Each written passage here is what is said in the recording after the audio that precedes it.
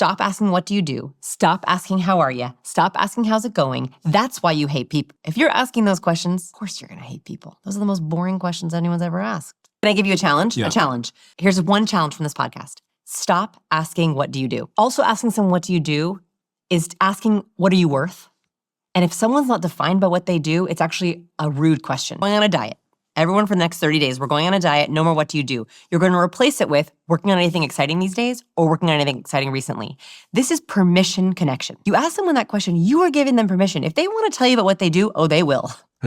If they are not defined by what they do, they'll tell you something better. And that also gives you really good nuggets for the next time you see them when you can say, hey, how was that thing you were working on that was really exciting going? So start with working on anything exciting these days, working on anything exciting right now. Second, what's your biggest goal right now? When you ask this question, you're gonna get one of two responses. One, someone shuts you down. I don't believe in goals. Not my person.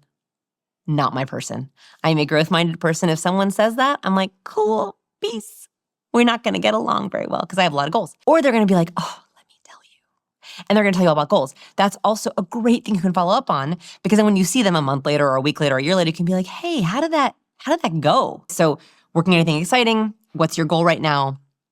And then this is harder. This is a self-narrative question. Do we want to go deeper for a self-narrative question? Of course we want to go deeper. If we're getting into self-narrative and you're trying to figure out yourself or someone else's narrative, you want to ask the question. It sounds innocuous, but it's not. What book, movie, or TV character is most like you and why? How someone relates to characters, their values or personality, is how they see themselves. And people's answers will shock you. I'll give you one example. I was friends with someone for 6 years, one of my closest friends. She's a mom of 3, super funny, super savvy. I was like, she's gonna pick a great like TV mom character, you know, that's super savvy and funny. Asked her. She thinks about it for maybe 1 second and goes, Katniss Everdeen's from The Hunger Games.